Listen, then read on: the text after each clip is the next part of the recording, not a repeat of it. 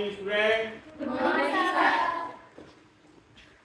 देखिए ग्रीष्मकालीन सत्र चल रहा है और ग्रीष्मकाल में आप लोग सभी बच्चे जो है पढ़ने के लिए आए हैं, तो निश्चित रूप से आप लोगों की सकारात्मक अध्ययन शैली को ये प्रदर्शित करता है कि आप लोग जो है पढ़ना चाहते हैं सभी।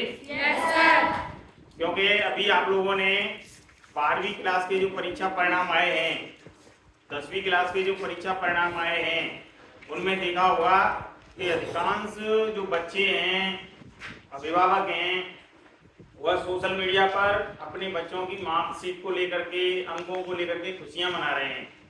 आप लोगों की भी निगाह उन पर पड़ी होगी, तो आप लोगों का भी मन कर रहा होगा कि हमारे भी अच्छे मार्क्स आए, हम भी 100 में से 100 नंबर लेके आए, हमारे भी 99 और 100% बने, है ना। तो इसी सपने को लेकर के आप लोग अभी से पढ़ाई से जुड़े हैं, तो निश्चित रूप से ये बहुत ही अच्छी बात है। और वैसे भी हमारे राजकीय बालिका उच्च माध्यमिक विद्यालय धौलपुर में बच्चियों के लिए भूगोल की तकरीबन 8 साल से निःशुल्क क्लासेस चलाई जा रही है, जिसमें बच्चियां लाभान्वित हो रही हैं। हमारी कोई बच्ची जो है बाहर जाकर के भूगोल का ट्यूशन नहीं करती, तो ये बहुत अच्छी बात है और आप लोग भी उसी धारा से जुड़ रहे हैं।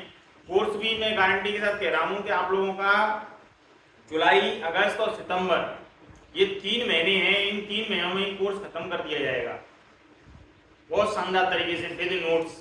तो आप लोग सभी अच्छे मन के साथ जुड़े। आप सभी के लिए किताबें मिल गई? Yes sir. किताबें मिल चुकी हैं, तो कोई दिक्कत वाली बात नहीं है। और भी जैसे हमारी राजस्थान राज्य पाठ्य पुस्तक मंडल उदयपुर द्वारा और यदि कोई संशोधित किताब भी आएगी तो वो भी आप लोगों को दी जाएगी। कोई भी प्रैक्टिस के लिए जो है चीज आएगी वो भी आप लोगों को दी जाएगी। और अनुष्का कुमारी है, अनुष्का शर्मा, उसका 100 में से 100 नंबर आए हैं। कई बच्चियां ऐसी हैं जिनके 98 आए हैं, 99 आए हैं, 97 आए, 95, 96, बहुत सी बच्चियां हैं। 90 बच्चियों में से बेटा आप लोगों को बता दूं, 90 बच्चियों में से, 89 बच्चियों में से 81 बच्चियां जो है डिक्टेशन प्राप्त करके आगे बढ़ी हैं, मतलब डिवीजन से पास हुई हैं। तो निश्चित रूप से आप लोग घबराएं नहीं, भूगोल बहुत ही सरल विषय है। आज हम मानव भूगोल के बारे में बात करेंगे।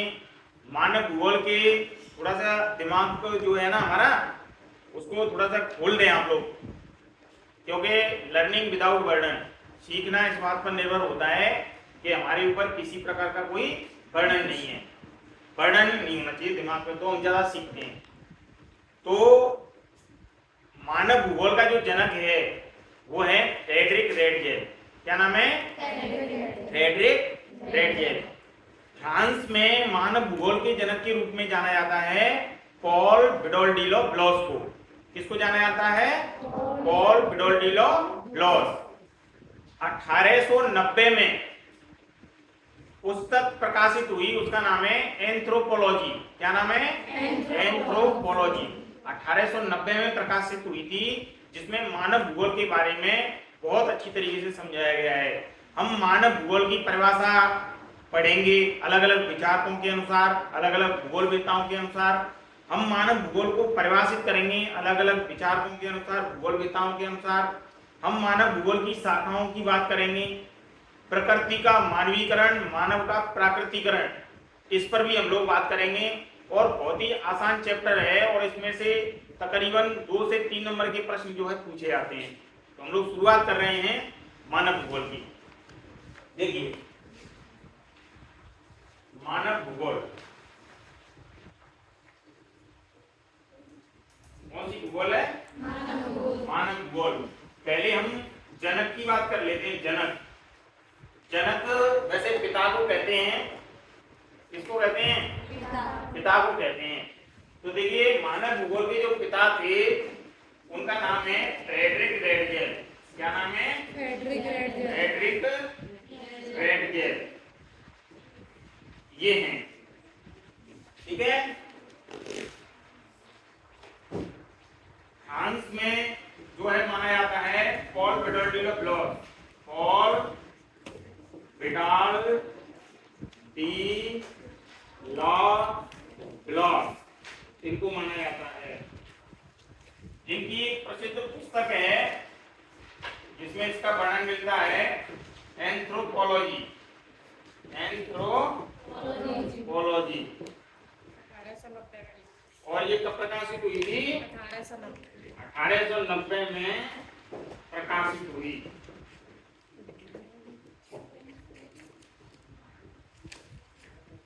ठीक है ना। मानव भूगोल ऐसे पृथ्वी और क्रियाशील मानव के बीच संबंधों का संश्लेषित अध्ययन है। मानव भूगोल क्या है? मानव भूगोल क्रियाशील मानव। आप बताइए, आपने जो है किताब ले रखी है, आपने पढ़ के सुनाओ। परिभाषा दूसरे पृष्ठ पे लिखी हुई है।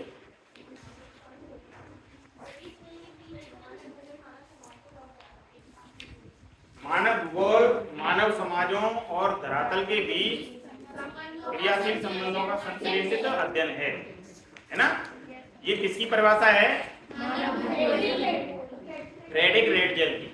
किसकी परिभाषा है? मानव भूगोल मानव समाजों और क्रियाशील मानव के बीच संबंधों का संश्लेषित अध्ययन है। और ये परिभाषा किसने दी है?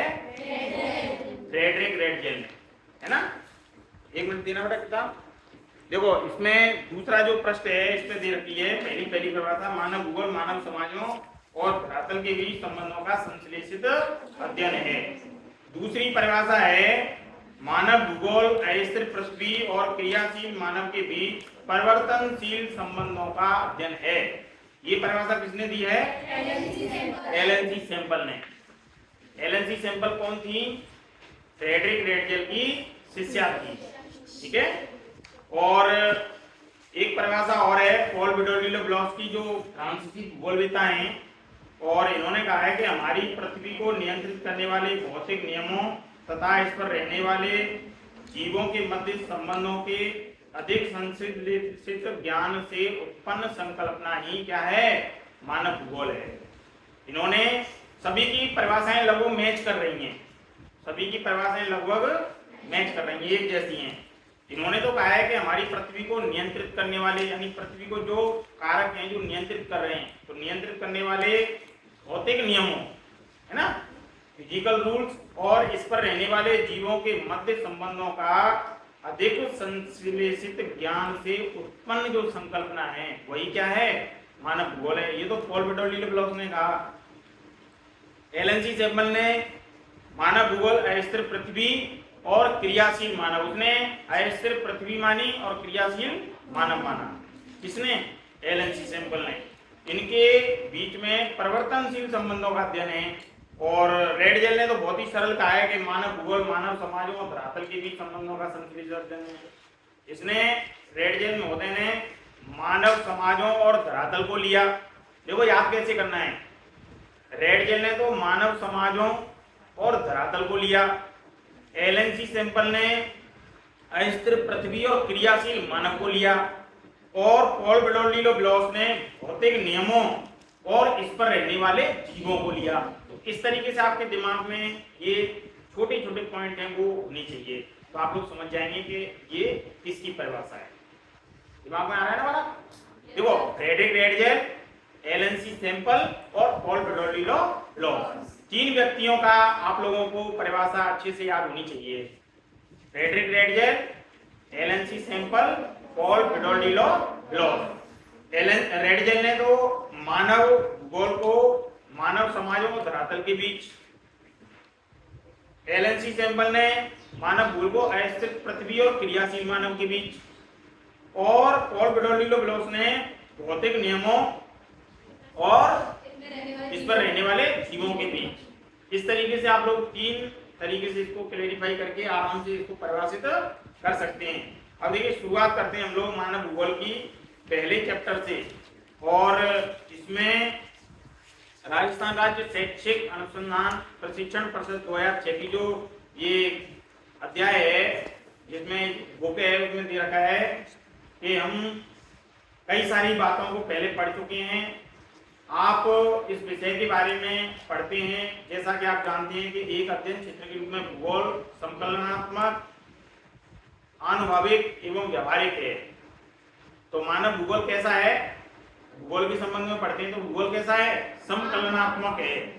एक तो होता है समकलनात्मक का मतलब होता है, एक तो होता है अवकलन, एक होता है समाकलन। तो अब समकलनात्मक का मतलब होता है इंटीग्रेशन, बहुत सारी चीजों को जोड़ देना। भूगोल में बहुत सारी चीजें आती हैं, समुद्री विज्ञान, मानव भूगोल, जैव भूगोल, राजनीतिक भूगोल, धार्मिक भूगोल, आर्थिक भूगोल, सारी भूगोलों को मिला दिया जाए उसको बोलते हैं संकलनात्मक। तो ये संकलनात्मक है। आनुभाविक, आनुभाविक एवं व्यवहारिक है। कैसी है, व्यवहारिक है। आनुभाविक मतलब एक तरीके से अनुभव पर आधारित है। आज देखिए हमारे पारिस्थितिकी तंत्र को देखिए आप लोग, हमारे चारों ओर का जो आवरण है, कल आप लोगों ने बहुत अच्छी तरीके से विश्व पर्यावरण दिवस मनाया, पेड़ लगाया, तो आप लोगों को एक अनुभव जनरेट हुआ। जब भी आप बड़े होंगे और आप लोग अपने लगाए गए पेड़ को देखेंगे तो आप लोगों को एक अनुभव जनरेट होगा। आप लोग किसी कहेंगे ये पेड़ हमने लगाया, हमारा पेड़ लगाने का अनुभव ऐसा है, हमने इसमें ऐसे ऐसे लगाया, एक अनुभव जनरेट हुआ कि नहीं हुआ। तो हम लोग धीरे धीरे धीरे धीरे सीखते हैं। सीखना एक अनवरत प्रक्रिया है। सीखना कोई ऐसे नहीं है कि वहां से ऊपर से सीधा सीख के आया है, धीरे धीरे सीखते हैं। युद्ध जीतना और युद्ध हारना, युद्ध हम हार गए कोई बात नहीं, हम रण तो लड़े, लेकिन क्या हम लोग दोबारा से उस रण को नहीं जीत पाएंगे? प्रयास करेंगे तो उसको भी जीत पाएंगे। आपके बीच में एक ऐसी बच्ची है आपके विद्यालय में ही, उसका नाम है बिनी शर्मा, जो पिताजी उसके गैरेज में काम करते हैं, अभावों से पली बड़ी है, 69 पॉइंट समथिंग परसेंट थी 10th में, सपने देख रही थी कि मैं यूपीएससी की तैयारी करूंगी, है ना। लेकिन उस बच्ची ने अपनी हिम्मत और हौसला नहीं छोड़ा, लगातार क्लास में आती रही और भूगोल में उसके 97 मार्क्स आए और ओवरऑल परसेंट उसकी 90.20 बनी है, 90 प्लस बनी है। ऐसे उदाहरण हमें सेट करने हैं जो हमें जीतने की राह दिखाएं। हमें नेगेटिविटी वाले बच्चों को नहीं देखना है, हमें पॉजिटिविटी वाले बच्चों को देखना है। पूनम, जिसके दांतों में थोड़ी सी प्रॉब्लम है, यहाँ से देखा होगा उस बच्ची को। पूनम जो लड़की है वो बेचारी 42% आई, उसकी फेल हो गई 12th में। फिर कह रही सर मैं तो पढ़ने से बैठ रही हूँ, बैठे मत, पढ़ाई जारी रख। युद्ध हारा है, जिंदगी थोड़ी आ रही है, पढ़ाई की जंग जारी है, पढ़ाई करती रहो, सफलता मिलेगी। 63.5 बनाई है अपनी बात, फर्स्ट डिवीजन से पास हुई है। आकर के मुझसे मिली, मैंने फेसबुक पे भी उसको डाला जिससे और बच्चे प्रेरित हों। फेसबुक पे डालने का मतलब ये नहीं है कि मैं उनको कोई प्रसिद्धि दिला रहा हूँ। फेसबुक पे डालने का मेरा मतलब ये है कि हमारे राज्य की विद्यालय में जो अभावग्रस्त बच्चे पढ़ते हैं, वो बच्चे किस तरीके से जो है अपने आप को ऊंचा उठा रहे हैं, किस तरीके से मेहनत कर रहे हैं। ये छुपी हुई जो मेहनत है ना, आप लोग जो कर रहे हो अभी गर्मी के समय में, आप लोगों के अंदर इतना जुनून, जोश, उत्साह, उमंग है कि आप लोग इस तपती दोपहरी में, ऐसे मौसम में और प्रातः काल आकर के आप लोग अध्ययन कर रहे हैं। ये मेहनत ईश्वर जाया नहीं करेगा, इसका फल मिलेगा। और जिस दिन फल मिलेगा ना, उस दिन एक अजीब सी जो है प्रसन्नता आप लोगों को होगी। तो निश्चित रूप से हम कुछ करते हैं ना बेहतर तरीके से। कई लड़कियां हैं जिनकी परसेंटेज 80 प्लस है 10th में पहले से ही, जैसे कीर्ति है, इसकी 90 प्लस है ना। अब ये टेंशन सी में रहती है। मैं तो ये कहता हूँ भाई टेंशन में मत रहो, प्रयास करते रहो, ऊपर वाला अपने आप फल देगा। आप मेहनत करते रहो, मेहनत में कमी मत छोड़ो, सकारात्मक रहो, नकारात्मकता से बचो। जीवन में आगे बढ़ने का सबसे अच्छा फंडा है जो मेरे गुरुजी ने मुझे सिखाया कि बेटा जीवन में प्रसन्नचित्त रहो, कितनी भी विकराल परिस्थितियां क्यों ना आ जाएं, लेकिन अपनी अच्छाई, सच्चाई और अपने अंदर के व्यक्तित्व और मनुष्यता को मत छोड़ो। जिस तरीके से फूल जो है पेड़ में, जिस पेड़ में लगता है उसमें आप चाहे इंजेक्शन लगाओ, चाहे उसको उसकी डाली को काट दो, दर्द तो उसको भी होगा। आपके हाथ को काट दे, कोई उंगली को काट दे, दर्द नहीं होगा। उस पेड़ को काट दें, लेकिन क्या वो अपनी सुगंध छोड़ेगा? नहीं छोड़ेगा। वो कभी अपने फूल को छोड़ेगा नहीं, छोड़ेगा, वो फूल भी आएगा उसमें और वो मुस्कुराएगा भी, वो फूलों की तरह खिलना। तो आप भी अपने अंदर प्रसन्नचित्त रहिए। विद्यार्थी जीवन बार बार नहीं मिलता, एक बार मिलता है। इस जीवन को एंजॉय कीजिए और मेहनत कीजिए, इसको जाया मत जाने दीजिए कि हम लोग जो है नाटक देख रहे हैं घर पे। मैं ये नहीं कह रहा कि आप टीवी मत देखिए, मैं कहता हूँ कि आप एक बैलेंस्ड अपना दिमाग चक्र बनाइए समय का और उसके अनुसार मेहनत कीजिए। सभी चीजों के लिए आप ऑलराउंडर होना जरूरी है। शैक्षिक और शैक्षिक दोनों गतिविधियों का बहुत बड़ा योगदान है। तो देखिए, संकलनात्मक, आनुभाविक और व्यवहारिक है क्या? भूगोल। जैसे पूछ रही भूगोल क्या है, तो भूगोल अंग्रेजी के ज्योग्राफिया शब्द से मिलकर बना है। ज्योग्राफिया, जियो प्लस ग्राफी। जियो का मतलब पृथ्वी या भूमि और ग्राफिया का मतलब वर्णन करना। देखिए, जियो प्लस ग्राफिया। जियो का मतलब पृथ्वी या भूमि और ग्राफिया का मतलब वर्णन करना। ठीक है, पृथ्वी या भूमि का वर्णन करना ही क्या है? भूगोल है। लेकिन ये कैसा है?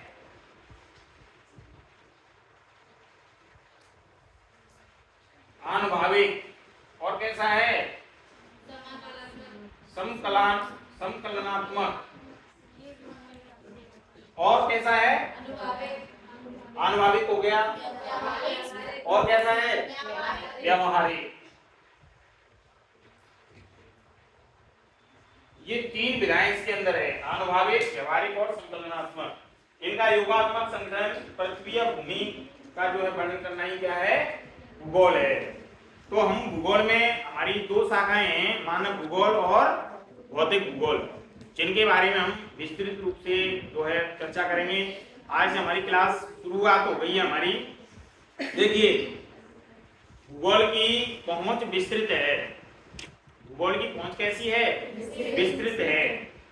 और किसी भी घटना या परिघटना का जो दिक माने होता है दिक सूचक, समय का दिक काल के संदर्भ में परिवर्तित होता है, यानी बदलता है, उसका भौगोलिक ढंग से अध्ययन किया जाता है। किस तरीके से? भौगोलिक ढंग से अध्ययन किया जा सकता है। आप धरातल को किस प्रकार देखते हैं? प्रकृति, भौतिक, पर्यावरण। प्रकृति है वो क्या है? भौतिक पर्यावरण है। प्रकृति में हम लोग बहुत सारी चीजें देखते हैं, पेड़ पौधे, है ना, नदी, नहरें, तालाब, पोखर, बहुत सारी चीजें हम लोग देखते हैं। बहुत सारे जीव जंतुओं को देखते हैं। बहुत सारा जो है हम लोग चारों बगल जो है एक इकोलॉजिकल सिस्टम है, जिसे हम पारिस्थितिकी तंत्र कहते हैं, उसे देखते हैं। पहले आपने सुना होगा कि कोई जीव जंतु मर जाता था तो उसको खाने के लिए गिद्ध आते थे और गिद्ध उस डेड बॉडी को खा करके और पुनः जो है आसमान में चले जाते थे। ऊपर आसमान में बहुत बड़े बड़े जो मतलब इधर उधर जो पहाड़ होते हैं उनमें जाकर के वो छुप जाते कंदराओं में। लेकिन क्या गिद्ध दिखाई देते हैं? चील, गिद्ध, ये प्रजातियां धीरे धीरे विलुप्त होने के कगार पे आ गई। तो हमें इकोलॉजिकल सिस्टम को बनाने के लिए द्वारा से पर्यावरण संरक्षण पर ध्यान देना पड़ेगा, क्योंकि वर्तमान समय में राष्ट्रीय वन नीति के अनुसार, मैं जो बता रहा हूं हर चीज इंपॉर्टेंट है। राष्ट्रीय वन नीति के अनुसार पृथ्वी पर 33% वनों का होना अनिवार्य है। वन होने चाहिए, लेकिन बेटा इस समय मात्र 25 से 30% के बीच में ही वन है, जो अपने आप में बहुत बड़ा विषय है, समस्या है पूरे विश्व के लिए, ना केवल हमारे भारत के लिए बल्कि विश्व के लिए। जब पेड़ पौधे सुरक्षित नहीं होंगे, जीव जंतु सुरक्षित नहीं होंगे, तो बताइए इकोलॉजिकल सिस्टम किस तरीके से सुरक्षित होगा? आगे आने वाली जो पीढ़ियां हैं, भावी पीढ़ियां हैं, उनके लिए हम लोग क्या बताएंगे? वो सिर्फ जैसे हम लोग देखते हैं ना चील को, गिद्ध को उसमें पोस्टर में, और ये क्या चीज है? ये बेटा चील है। ये चील ऐसी होती है चील। हम लोगों ने जो है वास्तविक रूप में चील को देखा है।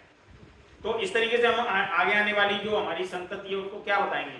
हम लोग पानी का, बिजली का दुरुपयोग कर रहे हैं, उनको हम लोग अच्छी तरीके से जो है यूटिलाइज नहीं कर रहे। जितनी जरूरत है पानी की उतना पानी हम लोग यूज करें, जितनी जरूरत है लाइट की उतनी लाइट यूज करें। अब किसी के यहाँ पे फ्री में लाइट जल रही है तो इसका मतलब वो 24 घंटा चलाएगा। जैसे हम जिस कमरे में पढ़ रहे हैं इस कमरे की लाइट को जो है मैं चला छोड़ जाऊँ, पंखे चला छोड़ जाऊँ, है ना, मेरा क्या जा रहा है, सरकार का जा रहा है। अगर मेरी भावना ये होगी तो फिर नुकसान किसका होगा? ये मार कहाँ जाएगी? ये मार हम लोगों पे ही पड़ेगी, क्योंकि जनता का तंत्र लोकतंत्र, इब्राहिम लिंकन ने कहा था ना, जनता का, जनता के लिए, जनता द्वारा किया गया शासन, है ना। तो बेटा ये मार कहीं ना कहीं हम पे ही पड़ती है, इसीलिए हमें ये जो दुरुपयोग हो रहे हैं इनको रोकना चाहिए। आगे बढ़ते हैं। जीवन के रूप में जिसमें मनुष्य भी सम्मिलित है, अपने परिवेश और भौतिक और मानवीय घटकों की सूची आप लोग बना सकते हैं। भौतिक भूगोल भौतिक पर्यावरण का अध्ययन करता है।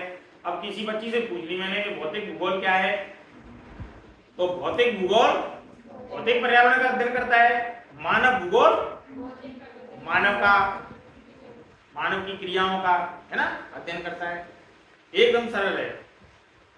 मानव भूगोल भौतिक प्राकृतिक और मानवीय जगत के बीच संबंध, मानवीय प्रघटनाओं का स्थानिक वितरण और उनके घटित होने के कारण एवं विश्व के विभिन्न भागों में सामाजिक और आर्थिक विभिन्नताओं का अध्ययन करता है।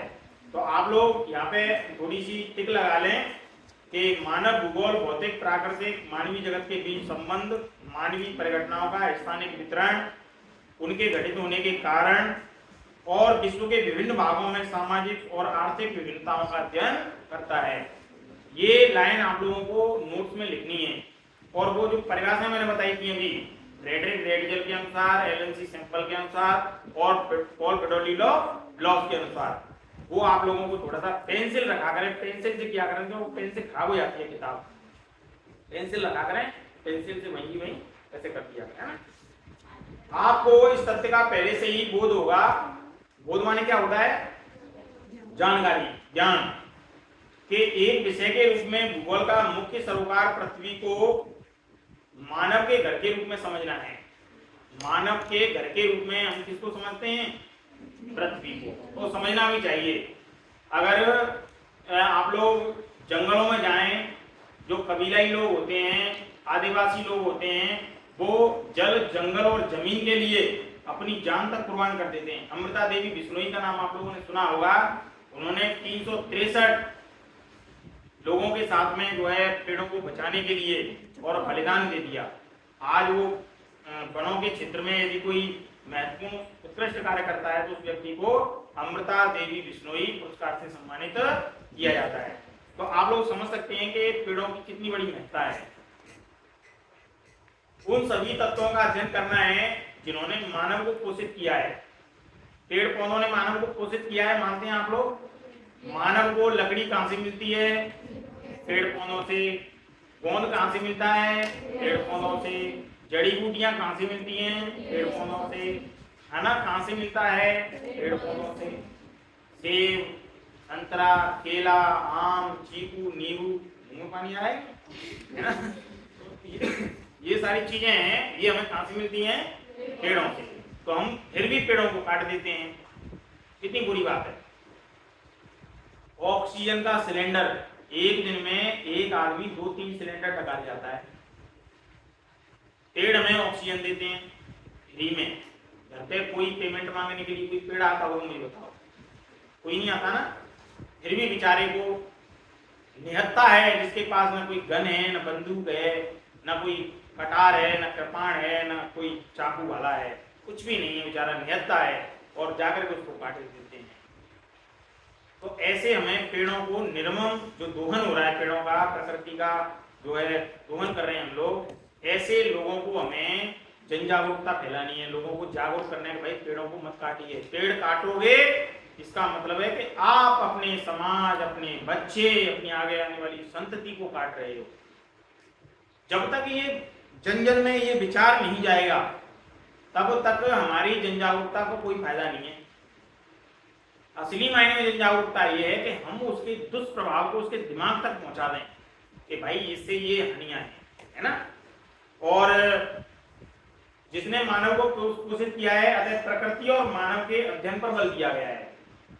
मानव भूगोल में प्रकृति और मानव दोनों के अध्ययन पर बल दिया गया है।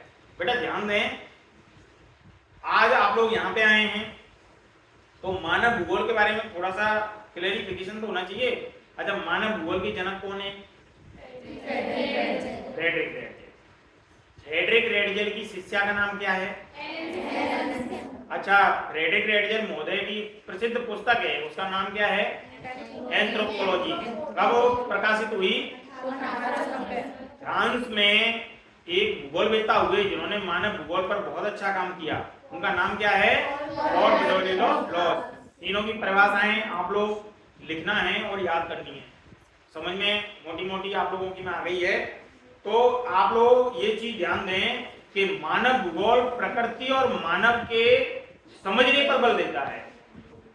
अगर आप लोगों ने मानव का प्रकृति के साथ और प्रकृति का मानव के साथ संबंध को यदि आप लोगों ने समझ लिया तो आप लोग बिल्कुल मानव भूगोल के बारे में पारंगत हो गए।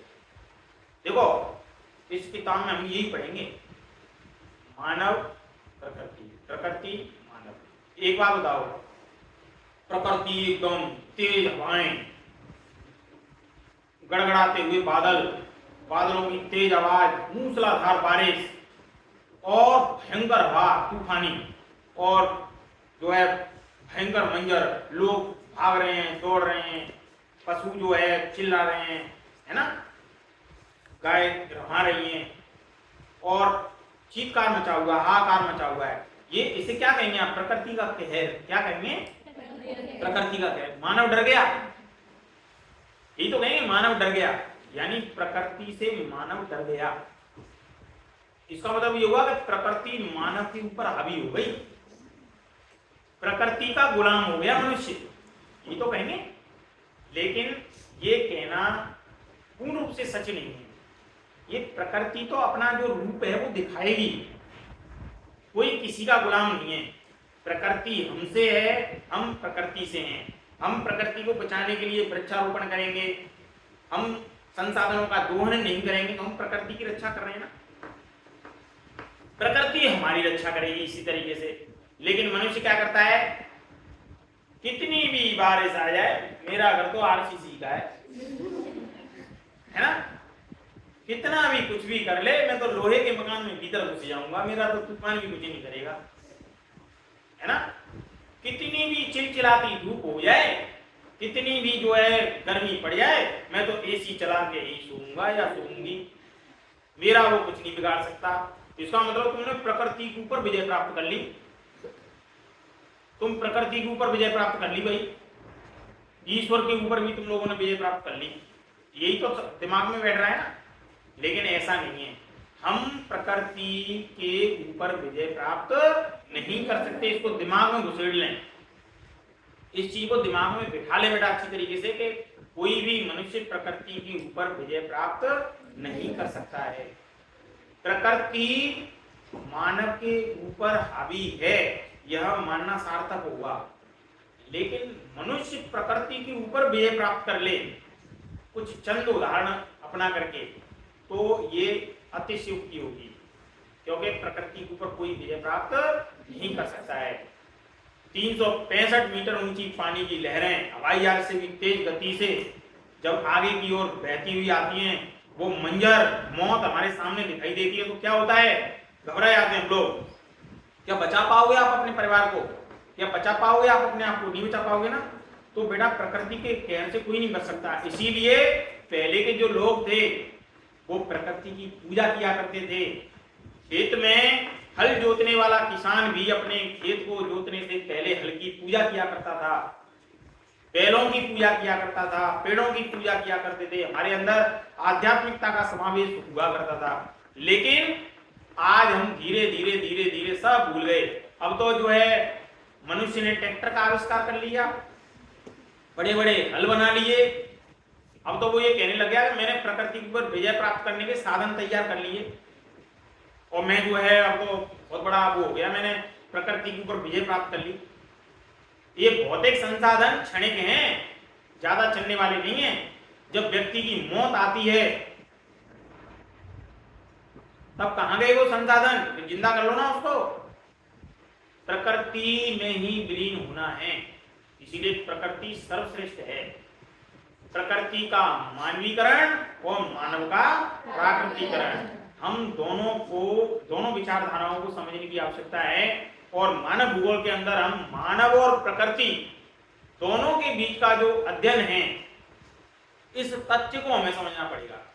मैं क्या कहना चाह रहा हूं बेटा, समझ में आ रहा है? क्या कहना चाह रहा हूं बताओ। आ जाओ निकल के इधर, आ जाओ।